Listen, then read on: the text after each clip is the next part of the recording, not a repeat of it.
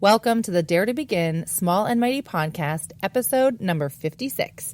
Amy here. Today I am joining you from a parking lot in Winnipeg, Manitoba. I am talking all about our shifts in perspective and whether or not we are taking ourselves out of trying something new, whether or not we're capable of doing it. I'm so excited for you to join me today. Let's jump right on into today's episode. I spent years building my interior design business, trying to do all the things. The marketing, the networking, the free content, spending thousands of dollars on training and education, only to see minimal growth. After years of frustration, I finally started to ask, what am I missing? I had the systems in place for powerful growth. I had amazing clients. I had determination, drive, and commitment to spare. And yet, I wasn't seeing the success I desired. What if business is not about the doing? What if building a powerful business requires both powerful systems and something else, something deeper? I'm Amy Van Meel, and I'm on a journey to discover that something else. If you are ready to build a powerful business and do it knowing that your success is inevitable, join me as I share both the powerful systems I know work and my lessons and revelations as I discover that something deeper. Welcome, Changemaker, to the Dare to Begin Small and Mighty podcast. Well, hey there, Changemaker. Amy here with you today. I'm so excited that you're here with me today. Thank you so much for joining me.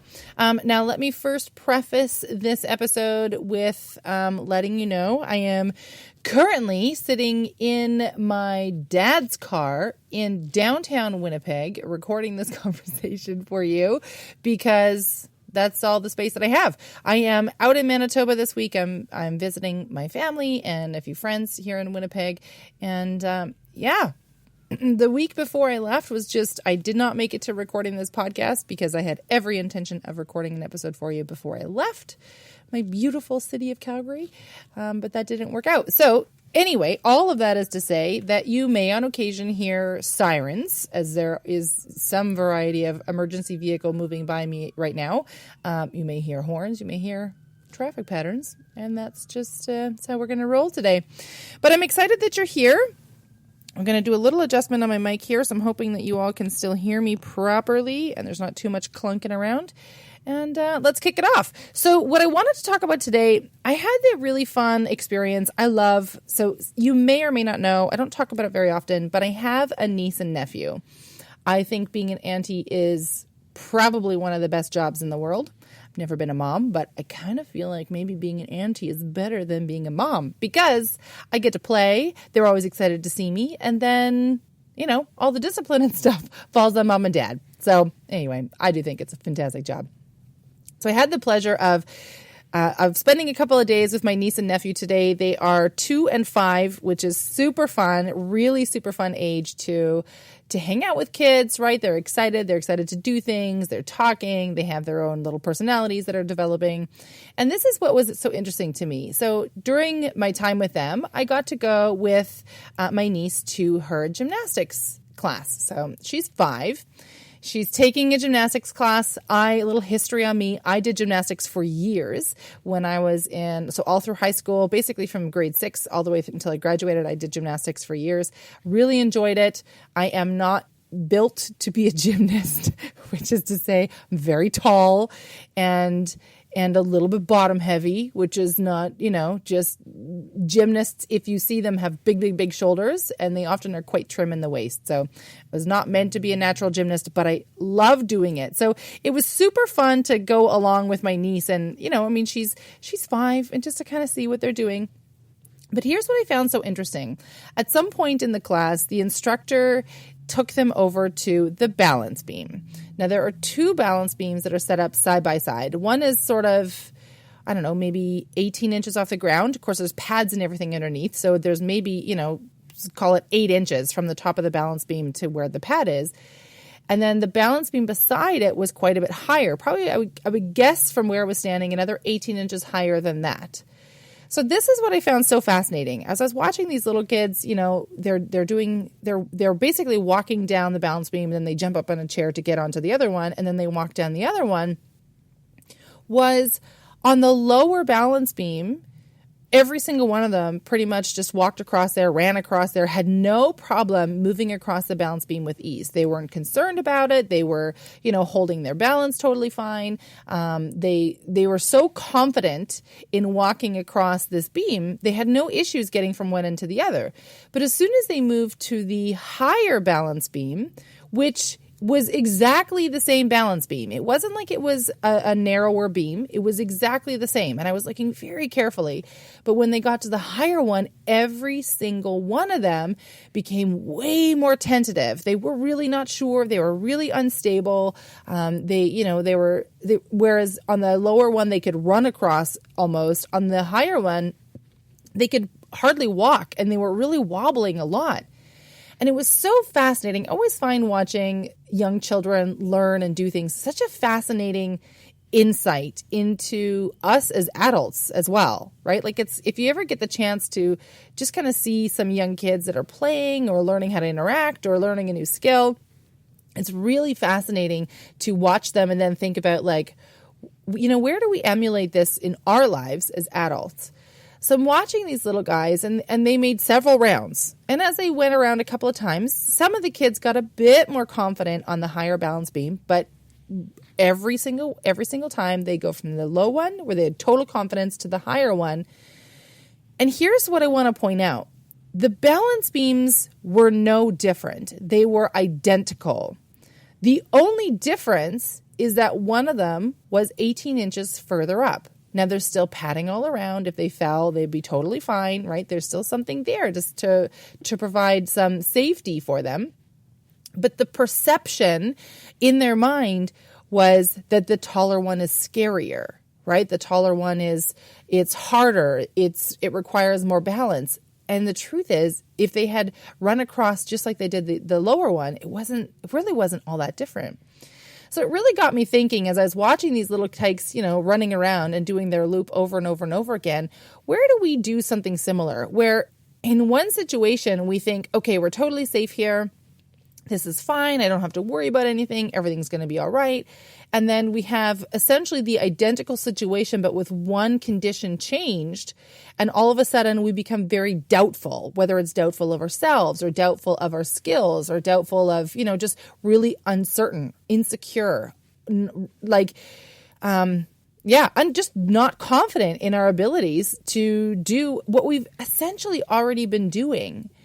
And it really got me thinking about, where am I displaying this within my own business or within my job or within relationships with people, right? Like, are there areas in my life where the truth is, I could totally crush that whole situation, have no problem navigating through it, but because there's something that changed my perception of it, that it's now actually totally different. I have a totally different way of approaching it.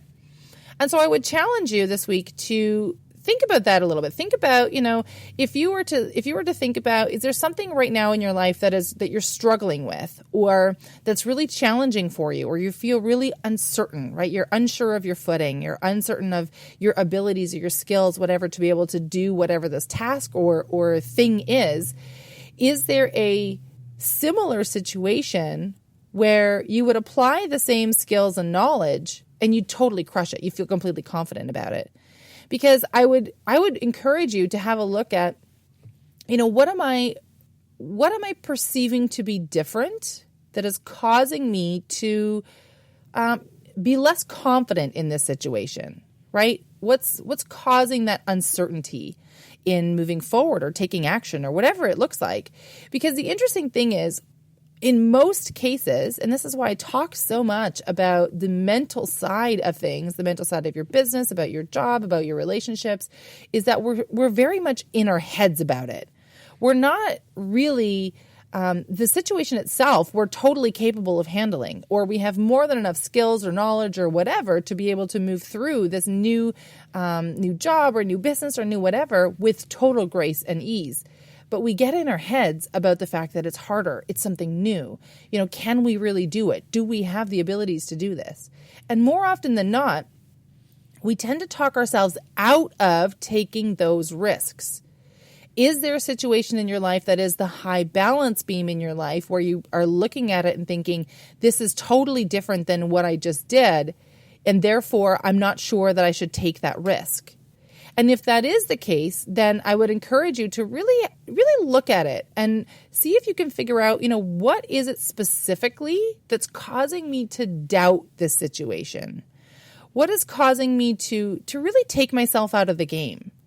What I love about watching small children is that in most cases, not all, obviously, but in most cases, little ones they're much more brave than we are, right? We sort of get conditioned out of it as we get older. We get conditioned to you have to take smart risks. You have to make safe choices. We don't want to look like an idiot, or we don't want to fail, or we don't want to, whatever. Whereas when they're little, they're learning so much and they're learning so fast, they don't think about those things necessarily. There's a point at which it gets socially conditioned into them. And I think that's a real shame that and I say we because every single one of us does it. I find being an aunt is such a fascinating role in a child's life, because I don't have the stress and the pressure of parenting, which is great. But I find I'm paying very close attention to what are the things that I say, or what are potential beliefs that I'm imparting onto these little ones that are really impressionable. I've heard, and I can't remember who it is, a philosopher that talked about it, that said something to the lines of, give me a child until the age of 7 or 8, and I will own him for a lifetime. Jim Fortin talks about that a lot. Basically meaning that from, birth until 7 or 8, those are enormously formative years. We learn a ton of information, and a lot of beliefs are set in that time frame. So when we talk about, I've talked before about limiting beliefs. I believe it was one of the first 5 episodes that I talked about limiting beliefs. If we're talking about stories, things that we believe or tell ourselves over and over and over again, if we can really dig into them and understand where the root is, where they began, in a lot of cases, it would be in those early formative years. I know, I've mentioned this before, that this year I'm really focused on improving and building my relationship with money.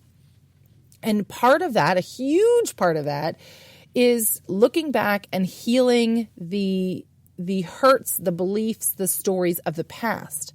So if I look at my parents and I look at how they were raised and how they raised us, there was never messages of abundance in our house when I was young and growing up. It was always about lack. It was always about there never being enough, right? What do you think? Where do you think money comes from? Do you think it just grows on trees, right? These are not new to you. I'm sure you have similar experiences as well, because that's how our parents are raised in most cases. That's how their parents were raised and the parents before them were raised, right? We take on those beliefs of the past.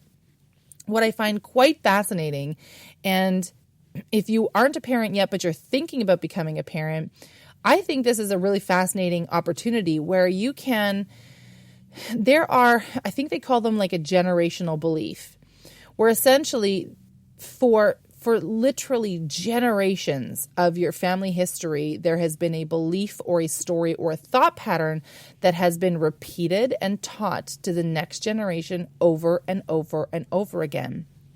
And it's one thing to do the work to change your beliefs, right? To adjust from the idea that, money is evil or money's scarce or, whatever. We just aren't lucky that way, right? Whatever the beliefs are, to change that belief for yourself, to believe that, okay, money is actually in abundance and it is an infinite resource. It will not run out. Money doesn't come from people. That's a belief that I'm working on right now. Money does not come from your work.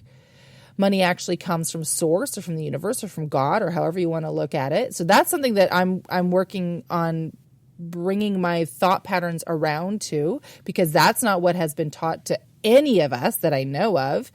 But, it's one thing to change that belief and believe something different. But I'm curious if you are going through the extra step of also healing that belief throughout the generations. because what I find quite fascinating when I do clearing work, so when I'm in meditation and I'm healing something, or I'm reclaiming my power in a situation, whatever it is, I focus on healing it and reclaiming it throughout all generations, throughout all iterations of time, all the way in the back and into the future, because I believe that it in my mind, it compresses the timeline. It brings everything back. It's not only important to address the here and the now, it's also important to address the past, right? The beliefs that our parents had were passed down to them, which means that for generations, this belief has been part of it. And so right down to our DNA, all of this is information that has been passed down to us through the ages. So I think it's important that when we're doing that deep work, when we're clearing things or we're healing things, to send that, I visualize it as an energy pulse almost, where I send that energy out across all generations, past, present, future, and across all timelines. Whether you believe in infinite universes or not, that's totally up to you. We've been watching, I don't know if you've been watching The Flash. My guy and I love to watch The Flash in the evening. It's sort of our chill way to, wind down in the evening. But they talk about basically infinite worlds. And they have all these different Earths, and they have characters in the different Earths and whatever. But what's quite fascinating about it is the idea that essentially every time, and forgive me if I'm saying this incorrectly, but every time there's like a big, call it like a crossing point in your life where it could go one way or the other, that essentially what happens is that when you choose one direction, there's a split in the timeline. So then you took direction A, but there's a version of you that took direction B, which then creates a totally different future, right? Totally different outcome. It's a little mind-bending here. I totally get it. But essentially when I want to do this healing work, I make a point of focusing that I heal that throughout the timelines, throughout history, throughout future generations, even if I never have children, right? I still think that when I interact with my niece and nephew, if I don't focus on healing that belief and healing that wound, whatever it is, there's a good chance that I can then pass it on to them. Whereas if I focus on just healing it here and now for all time going forward, I don't know. I don't know for sure. I could be totally off my rocker on this. But I think that it actually creates a healthier potential future for those that I interact with, for people who for generations who come after me. If I can start to heal that, if we could all start to heal those deep wounds and those deep beliefs that are not serving us anymore, then what could the generations to come really experience? What could their lives and their realities be like? How amazing would it be if in, say, 100 or 200 years, everybody believes in prosperity? I mean, that would be amazing, right? There isn't anymore this belief of lack.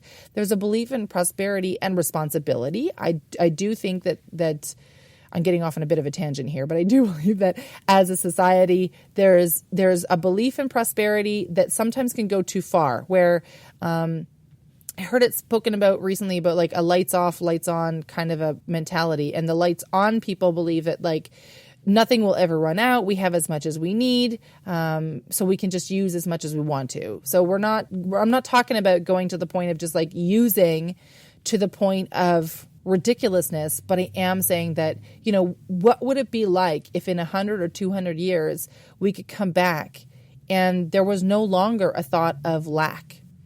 People were already, they've evolved to a point where they're vibrating at a higher level, where abundance comes relatively easy for them, right? What would that be like? I mean, could you imagine a world like that? I think that's a fascinating opportunity to think about. So let me pull it back to our kids on the balance beam. When I think about, the beliefs and the stories that I have, and I was watching these little ones, running across the beams, it just kept getting me thinking about, wow, okay, where am I doing this in my life? Where are you doing this in your life? And, how can we we take what we know we're good at, or the confidence that we feel, or the security that we feel in one situation, and translate that into one that we've decided in our mind is going to be hard, it's going to be difficult, it's going to be challenging. I am working on a design project right now. So many of you know that I also have an interior design business. I'm a busy girl. But my interior design business, I have a big commercial project that I've been working on lately. And that project has had some frustrations. And chief among them being a general lack of planning and challenge of trying to get information out, which is neither here nor there. Only to say that I have become very aware that my feelings around this project have become more on the negative side. And I want to use negative loosely because I don't want to say that it's like bad or anything, but the emotions that I feel generally are more frustration, irritation, annoyance at times, right? When I'm trying to trying to move something forward, trying to get information so I can deliver on the timeline that the client wants, but I can't get information, or it takes me forever to find out an answer. So that for me is incredibly frustrating. But then I think about, if I'm talking about somebody, they're asking me, how's this project going? And everything that I'm saying is, oh my goodness, this project is actually really frustrating me. I am very aware that in that moment, in a way, I'm actually speaking more of that in. And I'm still working on it. I will let you know if I find a way to be able to, feel those feelings and still move forward and still be able to say, okay, you know what? I feel this way, but I don't want to talk about it this way, whatever. I haven't figured that out yet. I'll let you know when I know what that looks like. But I think about, when I think about this idea of the balance beam, where from one situation to the next, what does our perspective look like? If I focus, let's say, for example, a design project that I did, most of the design I do is residential, and this project is commercial, which is a whole different set of challenges. But when I took the project on, even though I don't generally do commercial design, and for those of you, if you are designers or in the construction industry right now, I was very clear with the client at the beginning. I'm not a commercial designer. This isn't really in my wheelhouse, but I knew what they were after, and I knew that I could help them get there. I knew that we would need to lean more on a contractor or a design firm to be able to pull the more technical side of things together. But in terms of the actual design of the space, like how it's going to look and how it's going to feel and how the spaces are going to move and flow together, that I could definitely help with. But when I was originally offered that opportunity to put in a contract for that job, I needed to think about it. I needed to remind myself of the skills and the experience that I had that I could translate into this project. That even though it's different in scope, right? It's a bigger job, so it's a bigger scope of work. There is, with residential design, it's much easier, I find, to communicate intent and overall aesthetic. Whereas with commercial, you can't just communicate it; it has to be drawn out to the nth degree because there's so many teams that are working on it. And so I needed to be sure that I could find a way to take my skills and my confidence and my abilities from all these projects that I had done in the past and carry them over into this new realm. So the low balance beam being, the residential projects that I'm quite comfortable in doing, and the high balance beam being this commercial job that I needed to figure out a way to be able to move into, to lean into. I knew I could serve the clients, and so how could I take this over? So that's what I'm going to leave you with today. I'm going to keep it short, partly because I'm in a parking lot and it's starting to snow because it's March in Winnipeg. But also I want to just leave you with that to really think about it. Think about, where's a low balance beam in your life, and what's the high balance beam that you're maybe thinking about or not sure about or trying to talk yourself out of. How many times do we have an opportunity in life, whether it's something in our business, in our job, in a relationship, or just in, some point of amusement where we think, oh, that could be really good, but we talk ourselves out of it, right? When we have that like, oh, that could be so good, but, or except, or if only. Those are stoppers. Those words are stoppers, right? They basically allow us now, okay, we could see that opportunity would be really super fun or whatever, but we're going to take ourselves out of the positives of this and we're going to talk ourselves out of it. So I would encourage you to have a look at that, whatever that looks like for your business or for your life. Definitely have a look.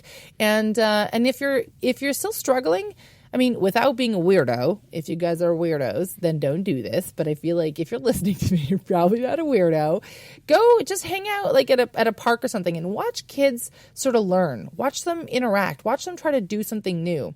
It's really fascinating when you can watch little ones experience the world and learn different things. And, it's such a fascinating thing. It's one of my favorite things about being an aunt, that I get to see, these little ones developing and learning how to navigate different things. I think it's so cool. And I feel that as my job, it's important to encourage them.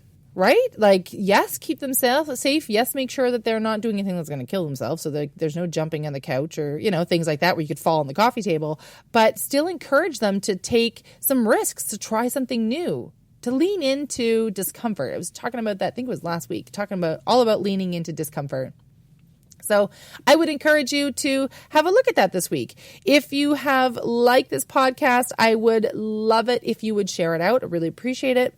And I just want to say thank you so much for hanging out with me this week. I'm super looking forward to hanging out with you next week. I will not be sitting in a parking lot recording next week's episode. I will be back in my office, which will be quite lovely. And thanks so much for hanging out with me. I'll talk to you soon. Are you tired of figuring it out all on your own? Of sitting in overwhelm, knowing that you're not moving forward, but having no idea where or how to start? Are you ready to learn effective, profit-supporting strategies for your business so that you can finally earn the money you desire and step into the freedom that you're working so hard to create? If so, I invite you to join me inside the Launchpad.